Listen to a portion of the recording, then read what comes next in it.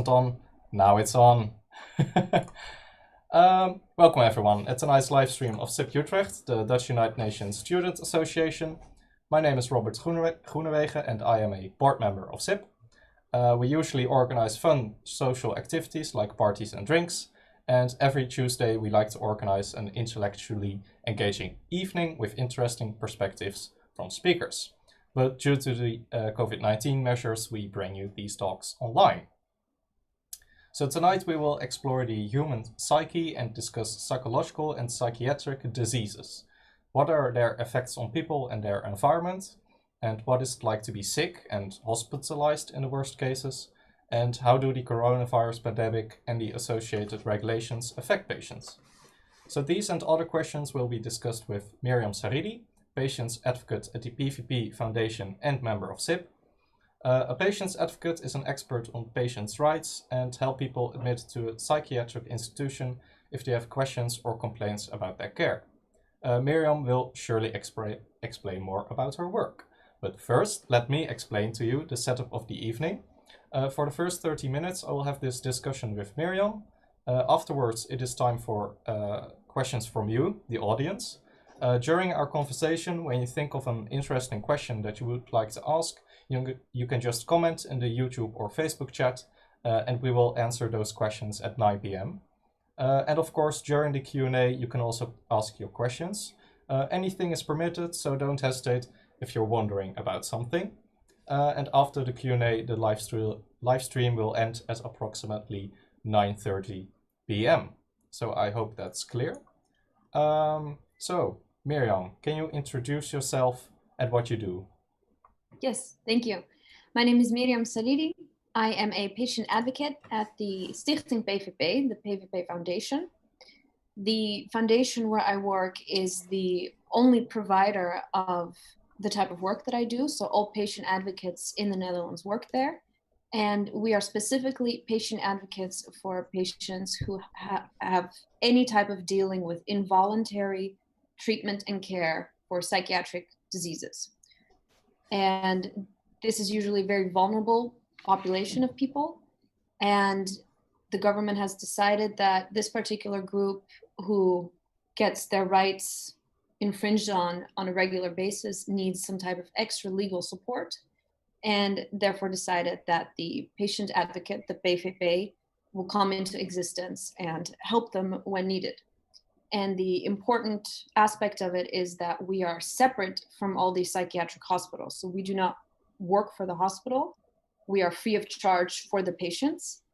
And we are therefore completely independent and always on their side. So whatever the patient wants is what I will argue for them.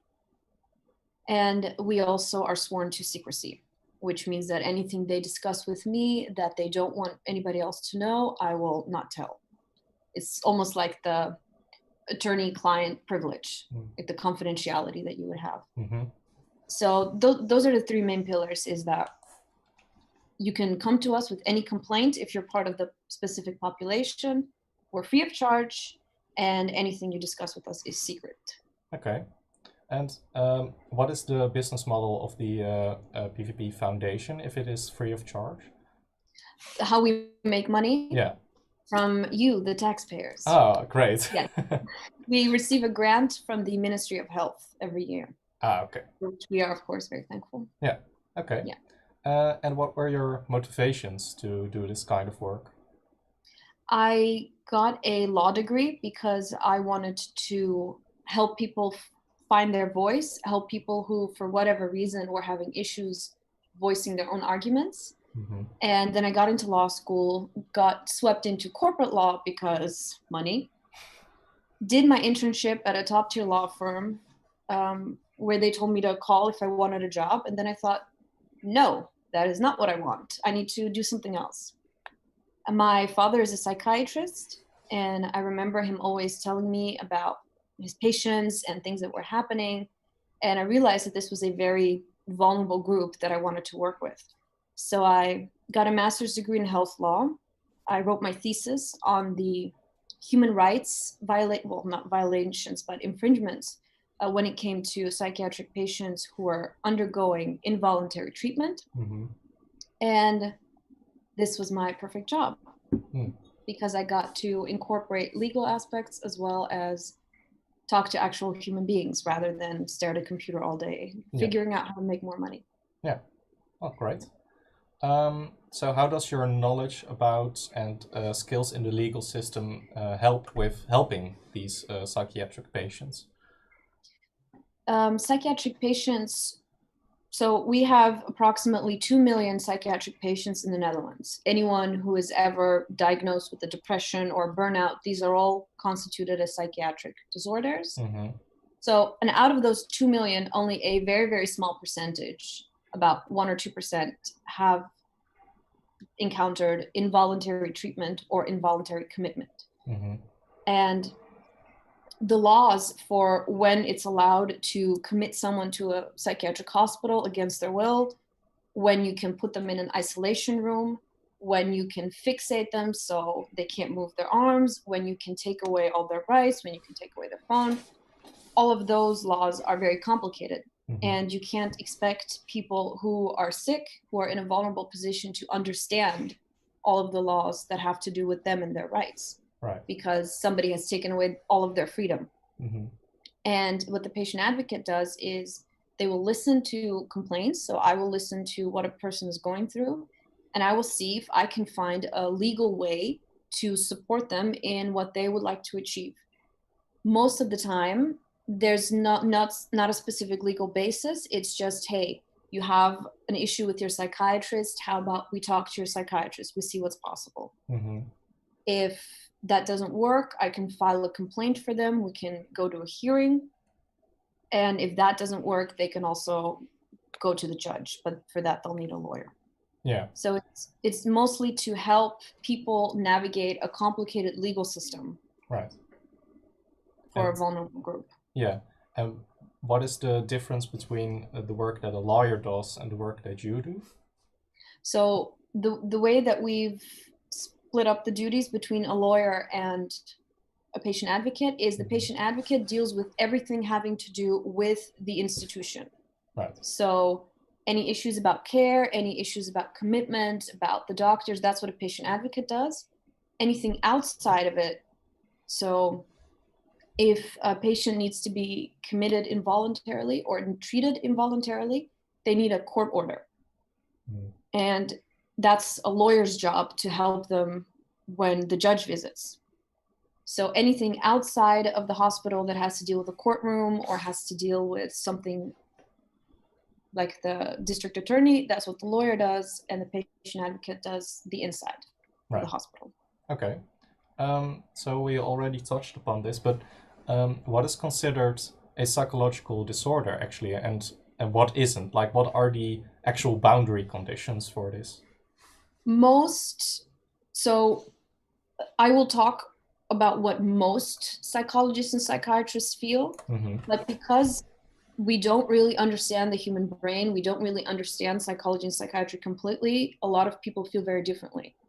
So some disorders are controversial, some are accepted, and people feel very differently about it. So what I'll say will go for most, but not all psychologists, psychiatrists.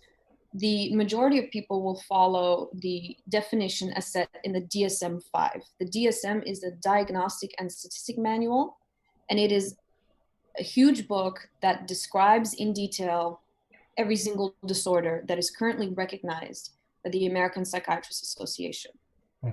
And so it will describe a disease, it will describe the conditions that a patient needs to meet in order to have the disorder.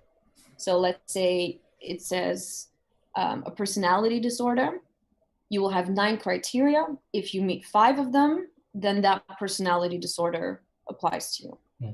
Then there are a couple of conditions that we do diagnose that are not in the DSM-5 because America doesn't recognize it. The most prevalent example is burnout. For example, in the Netherlands, we have a lot of cases of burnout. In the US, it's a very, well, I don't want to say controversial, but there's a lot of disagreement on whether or not burnout exists, or if it's just a form of depression, or if it's a form of being overworked, or if it's a luxury condition because in most countries you can't stop going to work. So there's a lot of things on the border. Some conditions in the DSM are still considered controversial, and usually we go by whatever is in the DSM-5. Right. It's a huge book. It has hundreds of them. So if you have a condition, probably it's in there. Right. And what is different about the DSM-4 compared to the DSM-5? So they start with DSM-1. And because psychology is such an evolving subject, every new edition, they take some diseases out, they put some new ones in. One of the ones emitted in the later versions was, for example, homosexuality, which was considered a psychiatric illness in the earlier DSM and not later. Usually they add more and more. Another example is, so used to be you would have a sociopath and a psychopath. Then they took out psychopath. It was all called a sociopath. Psychiatrists got angry. They said, no, excuse me, there is a difference. Lots of arguing, lots of lobbying, and they put it back in. So with every DSM, some changes are made, people get angry, they lobby. If it's not in the DSM, you can't get funding for any type of research on it. So it is very important that any disease is classified in the DSM, which is why usually with every edition you will find new disorders in it. Yeah. Okay. So when you have a psychological disorder, what is the exact procedure for hospitalization, and what is the difference between involuntary and voluntary commitment? Most people with a psychiatric disorder never get hospitalized. Most receive outpatient treatment, meaning you go talk to a person maybe once a week for a type of therapy, a talking therapy, or you receive medication or a combination of the two. And usually for the vast majority of people, that's enough to keep functioning.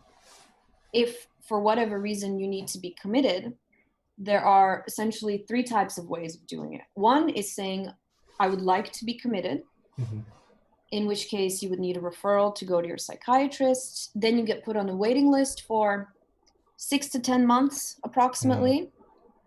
And then you can be committed and start your treatment. Second way is you don't want to go. You do not consider yourself voluntary, but the doctors or nurses are threatening you, saying that if you do not go voluntarily, you will be forced to go. This is considered, legally, this is considered voluntary hospitalization, but I think most people will argue that this is extortion. Most patients will argue that this is extortion. So it's kind of a middle ground where it's voluntary, but if someone's threatening you, can we really call it voluntary? I don't know. It's kind of forced. It's but it's different from the third way, which is actually forced, which is where imagine you're sitting at home and you're looking up at the sky and you know for a fact that the sky is blue. You can see it. One day, cops show up at your front door, about 5 or 6 of them, and they take you away, they put you into a van, and they take you to the police station. And at the police station, you talk to a person who asks you what color the sky is. You say blue. They say, no, sky's green. You say, no, it's blue. No, definitely green. And you're sick because you think the sky is blue. So we're going to commit you. So you receive a piece of paper from the mayor that says the person is dangerous, either to themselves or to somebody else. They need to be committed. So then you end up at a hospital where everybody tells you that the sky is green. And if you don't agree, you have to take medication. You say, no, sky's blue, no medication. So at some point, you will receive a letter saying, excuse me, the sky is green, we're giving you medication. You receive some type of medication, forced through injection. If you don't cooperate, maybe you get put in an isolation chamber where you are devoid of any outside stimulation and you get to see someone for 5 minutes every hour. And otherwise you're just in a white room with no blankets, because blankets are dangerous, and just a bed. If you're lucky, it has a toilet. If you're not lucky, it has a cardboard box. And unfortunately, for a lot of people, that's how their hospitalization goes. That sounds a lot like a prison. It feels for a lot of people a lot like a prison. Hopefully, if everything goes right after the medication, they will feel better. They will see that the sky is green and they will be allowed to go home, and they can stay home as long as they take their medication. If they stop taking their medication, usually they will have to go back. Right. So it used to be, up until this year, that if they wanted to use any type of force on you, so forced medication, forced fixation, which means grabbing, you would have to be committed to a hospital. And in 2020, January 1st, it became possible to use force, psychiatric force, in someone's house or outside of the hospital. So now we're in a situation where theoretically, it doesn't happen a lot, but it is possible. In order to avoid being committed to a hospital, a nurse can come to your house, they'll hold you down, give you the injection, and then leave. So these people seemingly are dangerous to our society, but what are the definitions for being a danger to society? If the DSM-5 changes a lot from edition to edition, how can we say that a person is really a danger to society? So that's a hard question, because the DSM-5 or any other book doesn't specify what danger is. So it needs to be a judge who decides if someone is a danger to themselves or society. And the judge goes by the declaration of a psychiatrist. So if a psychiatrist will say he's dangerous, usually the judge will agree with that, because it's a medical assessment. And danger is a very broad term. You can be a danger to yourself if your behavior might cause other people to be aggressive. So let's say I'm annoying. Okay, I have one client who is the definition of behavior causing aggression of others. She will sit on her bench and in the hospital terrain, in the forest that the hospital is in, and she will yell at every person she sees. She will say, "There's that drug dealer again. You need to get him out of my face. I don't want his drugs." Or she will call another client an ex-murderer. Or she will call people things that they don't want to be called. And that's coming from her disorder. So she's not doing anything dangerous or anything wrong, but somebody might beat her up for doing it. So that alone is enough danger. Yeah. Another type of danger is that your behavior might cause alienation from people. So let's say I'm writing crazy things on Facebook, and now my family doesn't want to talk to me anymore. That's also danger. So danger, when I say it used to be called danger, now it's called, if it's a disadvantage, if somehow your behavior disadvantages you, that's enough reason to commit someone. So if I'm writing crazy things on Facebook, I'm technically not hurting anybody. But if I write that my sister is a CIA officer who implanted me with a chip, maybe my sister never wants to talk to me again. And the psychiatrist will say, okay, well, you need to take this medication because you're not going to have any family anymore. But there are enough conspiracy theorists on Twitter and Facebook who like to alienate people. So where do we draw the line when we say, like, these people, well, we don't really commit them, they're, well, crazy but not really dangerous, and those who are actually dangerous and should be in an institution? The amount of psychiatric patients that are a danger to someone else is very, very, very small.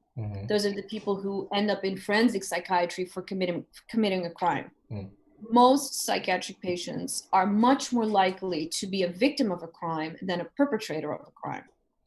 So a lot of misconception about what we call, deranged people or confused people being dangerous is statistically not correct. And unfortunately, the difference between a crackpot conspiracy theorist on Facebook and someone who's being forced to receive medication is the amount of people who complain about them. Right. So let's say you have your family members and you worry about your sibling. So you call the doctor, you call the psychiatrist, you call the PCP, the primary care physician, and you say somebody needs to help this person. Then probably they're more likely to say, listen, you're about to lose everything. So maybe someone who doesn't bathe, okay? I don't know how many of you take a shower once every 6 months. But there are people who do not take a shower once every 6 months. And they're a danger to themselves because of risk of infection. But they also really bother everybody around them because maybe not showering for 6 months will cause you to smell in a way that other people might get offended. If nobody complains, probably we will never find this person. But as soon as people start calling and saying, hey, my neighbor smells really bad, then somebody might come in and check. So the difference between when is someone a danger to themselves and when is someone just, an eccentric person is unfortunately sometimes how much society complains about them. Yeah, okay. And let's say someone is hospitalized. What is it like for them? How much freedom do they have in the institution? And what are their rights? So if you are hospitalized voluntarily, you have every type of freedom because it's the same as with any other type of medical treatment. So if a surgeon says we're going to cut off your leg, you have to say, okay, I agree with that. And it's the same with voluntary treatment. If you are in a hospital and somebody says, hey, I think you should be in a closed ward, officially you have to agree with that. You have to say, okay, fine. I will ask you for permission to go outside. I will give you my phone, anything that is considered good for me. People who are hospitalized involuntarily have a judge decide how much freedom they can or cannot have. If you're in a crisis situation, most of the time you'll be put in a ward for high intensive care, and those wards are always closed.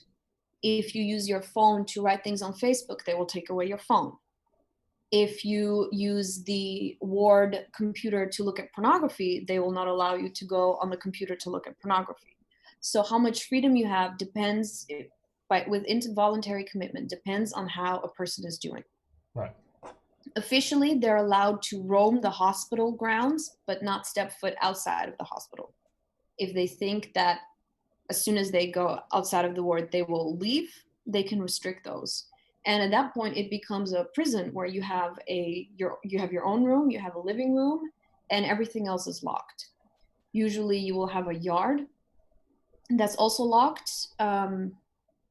You may or may not have your own cigarettes. You might have to ask the nursing staff for cigarettes, and then they will tell you 3 or 4 or 5 times a day you can go outside and smoke.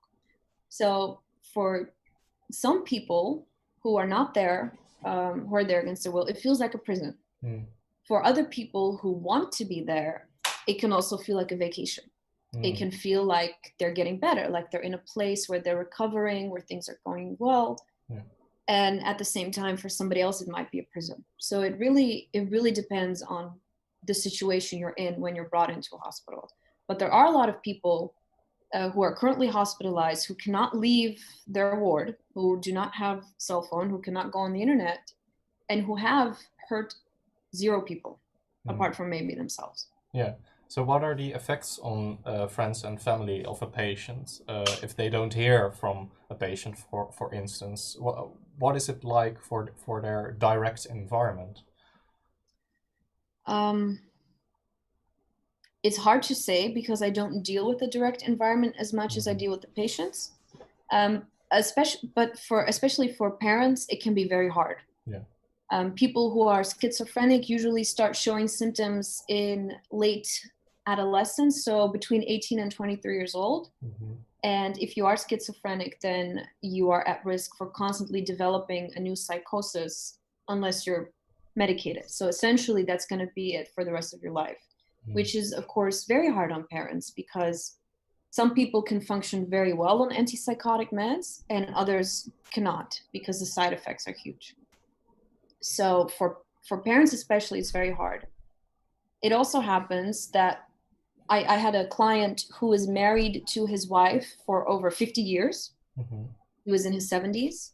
And out of nowhere, he had a manic psychosis, which caused him in a manic state to spend all of their savings on gambling and prostitutes. Out of nowhere. Okay. Now, I'm sure you can imagine that for his wife and 2 sons, that was incredibly hard because you see a person who is sick who's exhibiting all kinds of behaviors that hurt you and hurt them, and you blame them for it, but at the same time they're sick.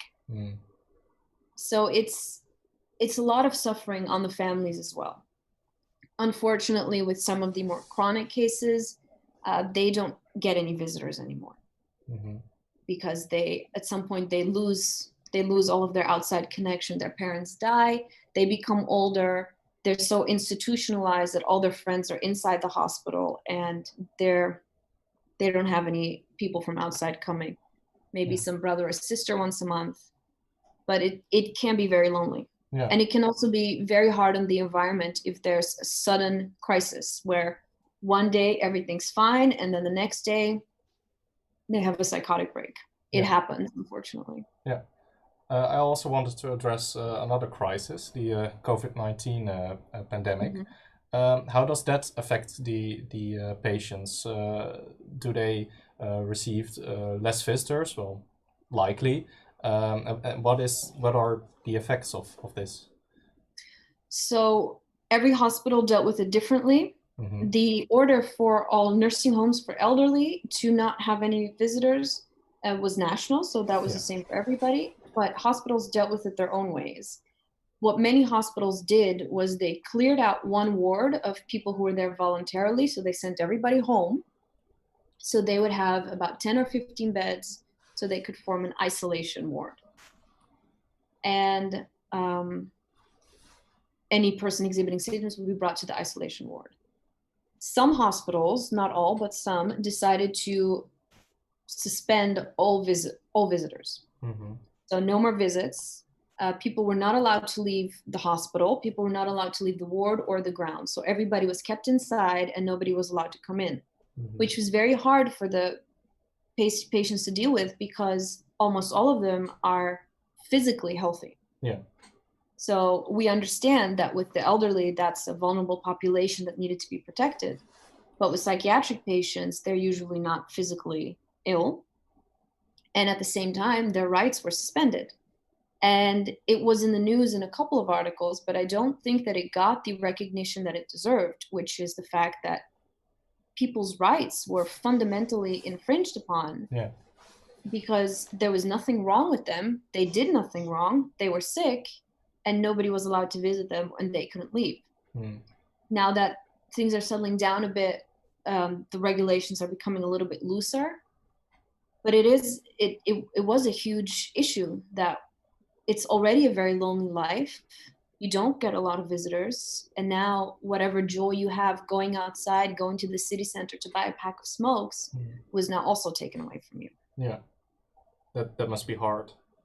Yeah, it was hard on a lot of people. Yeah. It was also great on some people who were tired of having visitors over all the time and who were finally enjoying the peace and quiet. Yeah. Didn't have to go to the daily pottery classes or other things. But a lot of clients, especially those that have been there, I mean, I know people who have been institutionalized longer than I've been alive, and all of a sudden they're not allowed to leave. They're not allowed to visit their friends that are in other places in the hospital. It became very lonely. Yeah. And it was hard to explain why, because they're not necessarily a risk group. They're not elderly, they're not sick. Yeah. These are healthy people. Okay. Well, that was very interesting. Now we turn to the questions from the audience. So if you have a question for Miriam, just ask them in the chat, and we will see them. There's a small delay, so I'll see them in a bit. So I was also wondering, what is the most interesting or memorable interaction you have had with a patient? So there was one that I think about regularly, because this was in my first week when I was working by myself, and I was very busy. There were a lot of complaints at the hospital, and I only had about 30 minutes for each client. And one of my clients was hospitalized involuntarily, and they told him that they were going to start treatment with antipsychotic meds. And he believed that that was not right because he was not sick.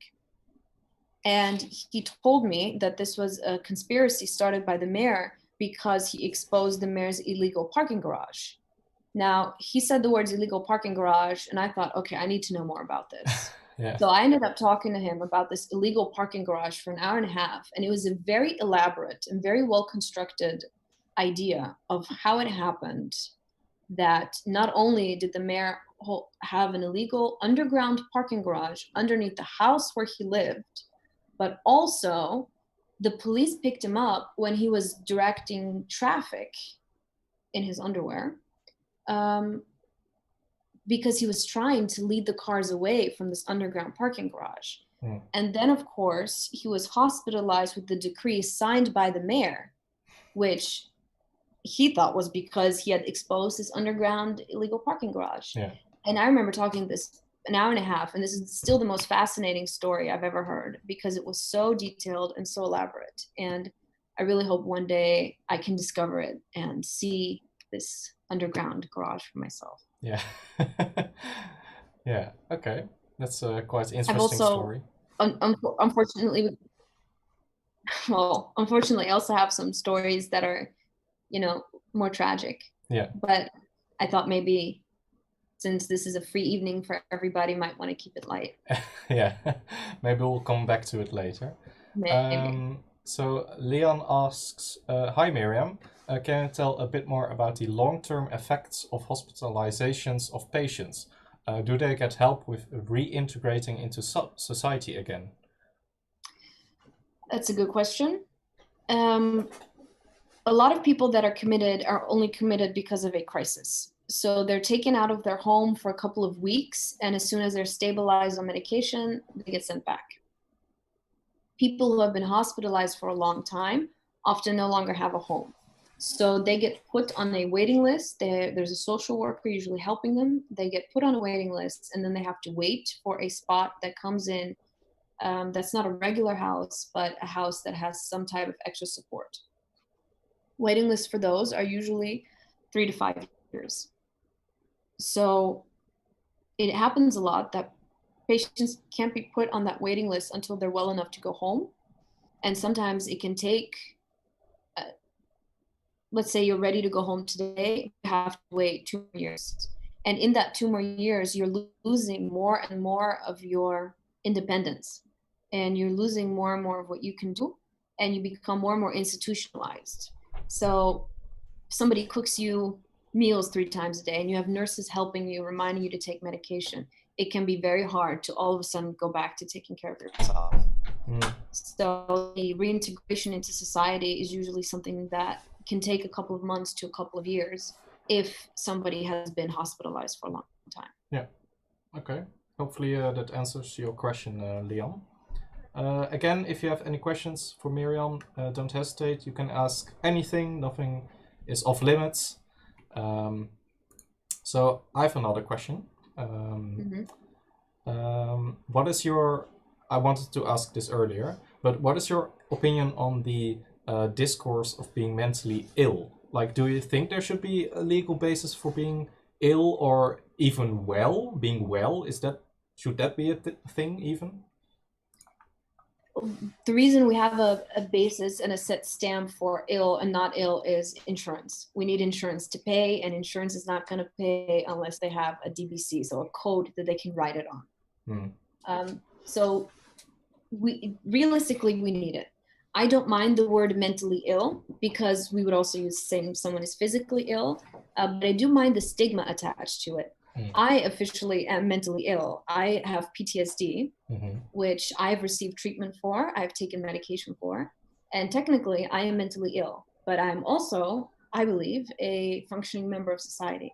So I don't mind the discourse of people using the word mentally ill, but I would encourage there not be such a stigma attached to it. It is okay to be mentally ill. It doesn't mean you are walking around naked, banging on everybody's doors. And even if that is the case, that's still okay, because you're sick and you need help. And we don't make fun of people for having cancer. We don't make fun of people for breaking a leg. I don't feel it's right that we put any type of stigma on people who are ill in other areas of their life. Yeah. Because it can happen to anybody. Yeah. At any time. Right. Yeah. Okay. So we have another question from Maya. She says, thanks for the interesting talk. You addressed the DSM-5, and I was wondering if there are any changes you would like to see in the next version of the DSM. Oh. Peer review. That's a hard one, because I'm not a psychiatrist. So it's hard for me to talk about that. So I think it would be helpful to everybody, except for the people getting research grants, if we cut down the amount of disorders a little bit. I think right now we are very focused on putting a label from DSM-5 onto someone, because if we don't, insurance will not pay. And I think sometimes it's interfering with the work that a psychiatrist or a psychologist can do. They can't talk to someone and decide what they think is right, because we have all these questionnaires, because we need the questionnaires to standardize so we can standardize and find a DSM disorder. And I think all of the questionnaires and all of the standardization take out the human aspect. And I would like to see more of the human aspect. Yeah. So it's not that I'm saying something needs to be added or something needs to be removed, because that's not my area of expertise. But I do know that a lot of people feel like it's more about getting a label than it is about getting actual treatment. Because without a label, you can't get any type of money to pay. Yeah, maybe with the DSM-6, everyone would be labeled mentally ill eventually. Possible, because right now the DSM-5 offers an option for women who suffer pain before menstruation. So okay, that's pretty universal.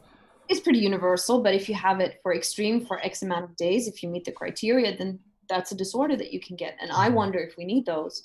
But I'm not a psychiatrist, so I don't decide. Right. Okay.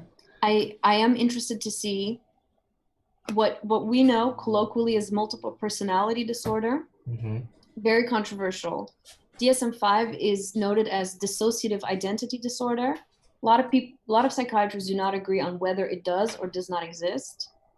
But I would like to see what happens in DSM-6 if at that point we have agreement over whether or not multiple personality disorder exists. Yeah. Okay. Great. I hope that answered your question, Maya. Then we go to a question from Klaske. How did the decentralization of healthcare a few years back affect your field? The decentralization of healthcare did not affect the acute hospitalizations. What did affect it hugely was the 33% bed reduction that we've had over the last 10 years. So it was decided that we were going to do more and more at home.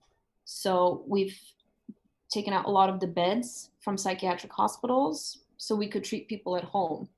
But being at home doesn't always work. So what's happening in bigger cities now sometimes is that people are involuntarily committed. The next day or the same day that they're committed, they receive notice that they're going to receive forced medication. So sometimes they'll call their patient advocate, we'll go to a hearing, we'll have results of the hearing within 2 weeks. Complaint unfounded, okay. They receive the injection. Once they've stabilized, they immediately go back home. Rinse and repeat every 6 months. I see a lot of the same clients every couple of months. People with bipolar disorder, if it's spring and summertime, people get manic, they're right back into the hospital. And I think if we had more beds, we could actually offer those people care rather than patch them up until they don't bother people at home. And the decentralization of healthcare has mostly affected youths who have had to deal with psychiatric issues because of the youth healthcare being put in with the cities, so the lower governments.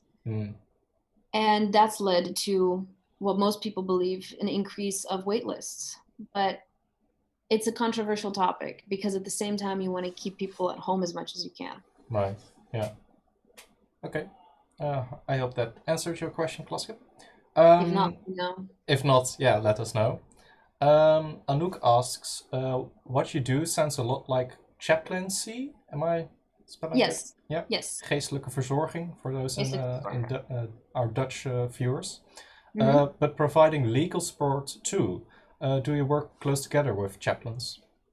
So there is some overlap in our work, but we don't work closely together because a chaplain, a geestelijk verzorger, is employed by the hospital.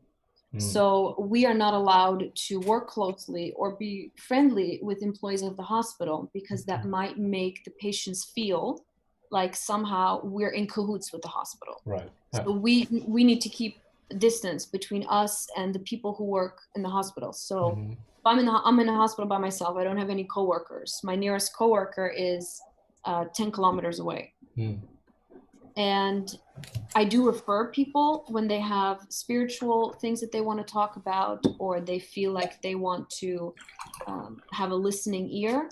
I feel like a chaplain is a better person to do that than I am. More qualified, or let's say qualified, trained to do that specific sort of work. So I do refer them, but we don't work closely together because we are employed by different people, and I can't be friends because my client might have a complaint against a chaplain, and then I will have to process their complaint. Yeah. Okay. So it's for the benefit of the patient, really. Yes. So if the patient wants it, then yes. If they don't want it, then we don't force them. Yeah.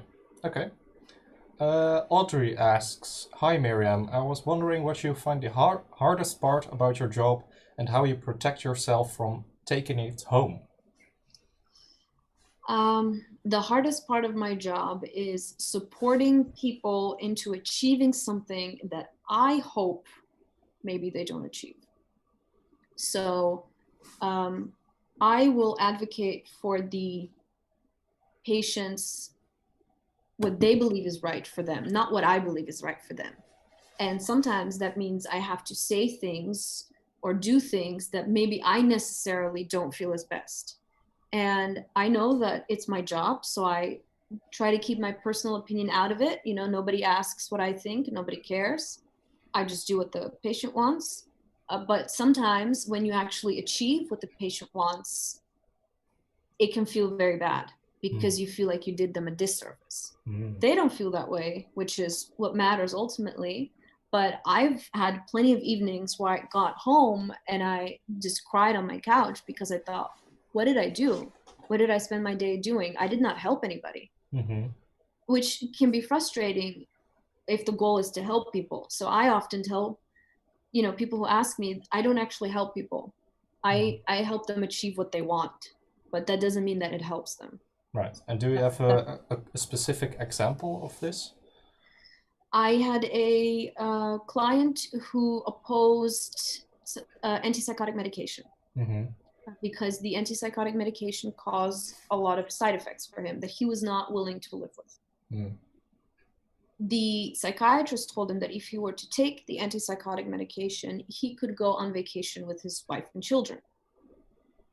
And he decided that he wanted to go on vacation very badly because he hadn't seen them in months. He hadn't seen his wife or his children in months. But he couldn't do it with the medication. It was not worth it to him. So I went with him to the complaint committee. The psychiatrist had made a mistake, which caused the committee to file his complaint as correct, which meant that until the psychiatrist fixed their mistake, they were not allowed to give him any type of medication. He was very happy because that meant several weeks of no side effects. But it also meant that he missed the window to go on vacation, and he could not go on vacation with his wife and children. He was okay with it because for him, the medication was the most important thing. But I knew that in a couple of weeks, the psychiatrist will have fixed the mistake. He will get the medication anyway, and he will have missed the vacation with his wife and kids. So I felt very bad about that. Yeah. And it also happens with sometimes someone is very, very sick. I feel like I can't make a diagnosis, but I can see that someone is sick.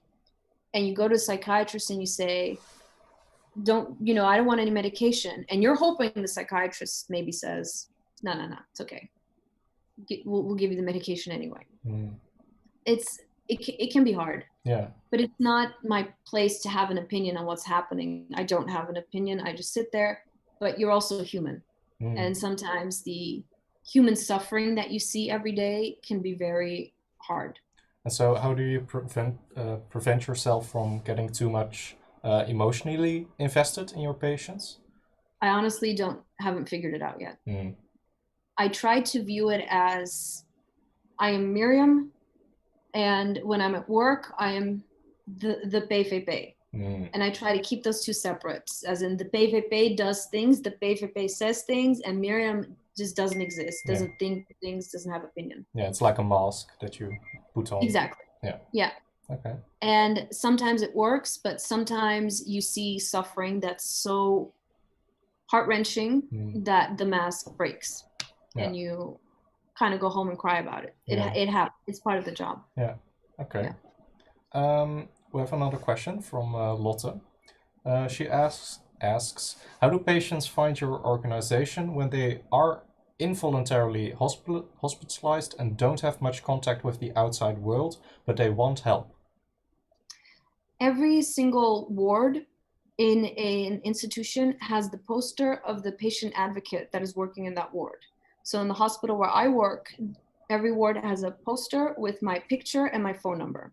And even if a patient's rights are taken away and they cannot call their phone, they can always call 3 people. One is the patient advocate, the other is their lawyer, and the third is the inspector of the health inspection, so the IGE. And no matter where you are, even if you're in isolation, you can always call the patient advocate. And when asked for, the nurse needs to provide you with a phone so you can call them. Yeah. So we have posters, we have folders, and we also have to regularly visit. And unfortunately, because of the COVID-19 situation, the patient advocates have had to work from home. So we haven't been able to make any visits to the ward, but we do regularly visit, and there should be a picture of my face in the hospital where I work, or a picture of my coworker's face. Right. And maybe this is a very specific question, but if a patient's mobile phone is taken away, that must be for a good reason. So when would the nurse say that they can use their phone? So the nurse is not allowed to restrict access to the patient advocate. They can do it obviously when it's 9 p.m. on a Sunday and they know the patient advocate isn't working. But it's not the nurse who decides that a patient's phone can be taken away. It needs to be the psychiatrist. Right. And then it can be tested by a committee who makes sure whether or not that's right. So usually when somebody's phone is taken away, like you said, it can be for a good reason. 99% of the time, the patient does not think it's a good reason. And they cannot be restricted access to call certain people. One is their lawyer and the patient advocate. The health inspector will not answer your call, by the way, if you're wondering. It's just that the law says you can call them, but they're not going to answer. Right. So realistically, it's the patient advocate and the lawyer that you can call. Okay. We have about 10 minutes left for questions. So if you have any questions you would still like to ask Miriam, now is the time. And I also have another question for you. Maybe this is a more grim question, but do you experience any abuse by patients, and how is this prevented? Because you have a lot of direct contact with, well, mentally ill people. It could be dangerous. Unfortunately, yes. I have. Still on a regular basis, we do. Most of the abuse is verbal abuse, the type of maybe swear words that most people don't have to hear at work or shouldn't have to hear at work. I have had a patient try to kiss me in my office. I've had patients physically attack objects while I was standing next to them because they were angry. We get trained in how to prevent aggression and to recognize the types of aggression. If it's frustration aggression, which means somebody's frustrated over something and they're losing it, you're trained to just kind of let it happen. If they're just ranting and yelling and calling psychiatrists names, sometimes we let it go. I let it go. Sometimes I don't. If they're directly targeting me or a psychiatrist, then I have to stop it. I have to tell them that this is not acceptable, and if they continue to talk like this, I will end the conversation.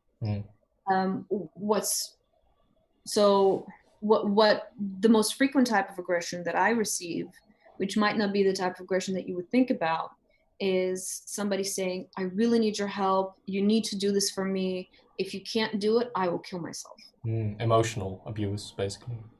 Manipulation, Yeah. yeah. So threatening suicide is common, unfortunately. And that can be very hard to listen to, obviously, because I feel a lot of pressure all of a sudden to do something maybe I can't achieve, or maybe something I don't want to do. But because someone's threatening suicide. And that's a type of abuse that maybe we don't directly think about, but yeah. It does happen because sometimes people are so sick that they have no idea what they're doing. And are there any, you don't have many colleagues, but are there any sort of bystanders or backup that can intervene if things go? Yes, so if the nursing staff carries an alarm pager, then I have to also carry an alarm pager. So if a situation threatens to go out of hand, I have to use the alarm pager, and the nursing staff at the hospital will come in and rescue me. I've never had to use it, fortunately, and for me it's a pretty big step to do, because as soon as nursing staff comes in to rescue you, then that's it, you're one of them. And you're never gonna win a person's trust again. Right. Yeah. You have who they perceive to be, the other people come in and rescue you. So there are safety measures that we take, but we are completely reliant on other people, because we don't have coworkers, or we don't have security, we don't have backup. So we need to hope. I need to hope that if I press the button, somebody will come. Yeah, it seems like a very vulnerable position to be in. Well, it's the same with nurses. Is they're in it every day. Yeah. And nursing staff has a lot of aggression from patients, and some of them is because they're sick, and other people is because they think they can get away with it. And we're extra vulnerable because we're alone, but I also only tell the person what they want to hear, usually, so that helps. I don't disagree with them. I don't tell them they're wrong. I don't tell them they're sick. So usually that can take off some of the aggression. Sometimes I have to bring bad news, and that's a different situation. Sometimes it doesn't matter because a person is confused and has no idea who I am or what I'm saying. But it helps that we're not, I don't tell them they're wrong. Yeah. Okay. Maya has another question. She says, maybe I missed it, but you talked about how you aren't able to visit your patients because of COVID-19. How has this influenced your job? Are you still able to do it as well as before? Well, so right now, most of the support happens by phone, and if there's a complaint hearing, video calls are used. So the service is still the same. We do the same things that we would otherwise do, but we have to do it from a distance, which is obviously not the same.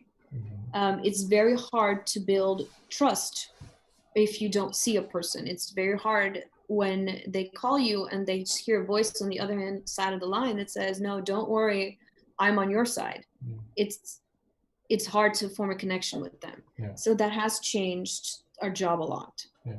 And I do hope that soon we'll be able to go back to the hospitals. And I can't say that it's been the same. It's definitely influenced. Yeah. It's also harder to find people, because I know that a lot of the clients that I see is because I show up on the ward and I say, hi, I'm Miriam, I'm the patient advocate. Does anybody have any questions? Usually some people will say, oh, by the way, I have a long list of complaints, which we don't do right now. So it's different. Yeah. But all the legal rights that a patient has to use a patient advocate, they can still use. We just do it at a distance. Yeah. And when you return to the hospital, how do you think the meter and a half regulation will affect your contact with the patient? That's speculation, but assuming there is still 1 meter and a half. I don't So not shaking hands, obviously, but that's not going to be that big an issue, I think. We're used to most of the time sitting across from the table from someone, because I have to sit closest to the door. And I think maybe the distance won't be that much of an issue. What I can imagine being an issue is that if there's more than one, if it's just me and the patient, maybe there's also a psychiatrist, maybe there's also a nurse, maybe there's also somebody else, that becoming impossible. So if we have more than two people in a room, it's hard to say. We have to see. I know that some hospitals have been building, put these containers outside where they have plexiglass and people can see each other, which might happen, but it's too soon to tell, I'm afraid. Okay. Well, we've come to the end of the evening. I thought it was a very interesting discussion, very interesting questions, maybe a little heavy topic, but we discussed a lot, and I think everybody enjoyed it as well. So thank you everyone for asking your questions and listening to what Miriam had to say. Are there any last words you have for this evening, Miriam? Thank you very much for having me. Thank you for listening to maybe not the most joyous of topics. Maybe a small disclaimer that so every patient advocate works very differently, and I can't speak on behalf of anyone else, so I can only talk about my personal experiences, and I can't speak on behalf of the organization either. So maybe if you talk to another patient advocate, they will tell you a completely different story. Please do, because they do have a lot of fun stories. Okay. And also, if you want more information, you can contact me anytime. Right. Okay, great. So that was it for tonight. Next week we will have a film talk that will be in Dutch about the liberation of the Netherlands. So you will be able to follow that live as well. So thank you again. I hope all of you are doing well. Take care, stay safe, and I hope to speak all of you soon. Goodbye.